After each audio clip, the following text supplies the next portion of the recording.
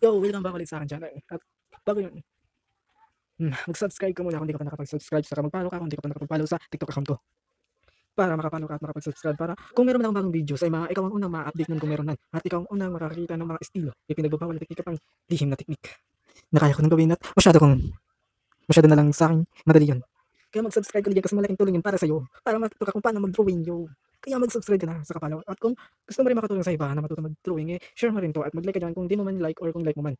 Mag-like ka pa rin kung di mo man yun like. Basta i-like mo kung para ma-like mo. Ano lang yun. Yo, halata naman kung alin ang tinutulong ko kung sino tinutulong ko. Member siya ng BTS. Si Jin siguro to. Medyo kamukha na. Hindi ko pa kasi masyado silang kilala masyado. Ang kada membro.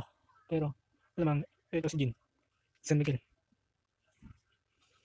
Artista din ito. At marami na siyang nagawa na pelikula. Ang astig pa nung nag-acting siya bilang sa teleserye bilang Macdo. Astig din nung nagpanggap siyang bilang babae. Tapos ginawa siyang malakas ang presensya.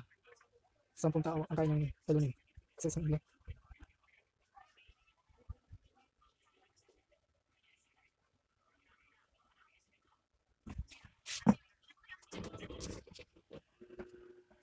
Masyado naman yun, binagsan ko yung electric fan, ceiling fan.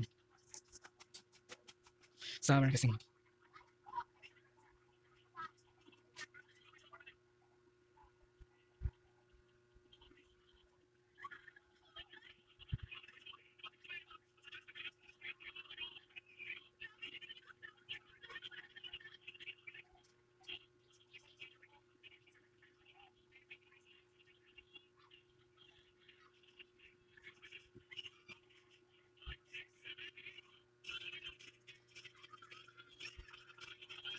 Subscribe.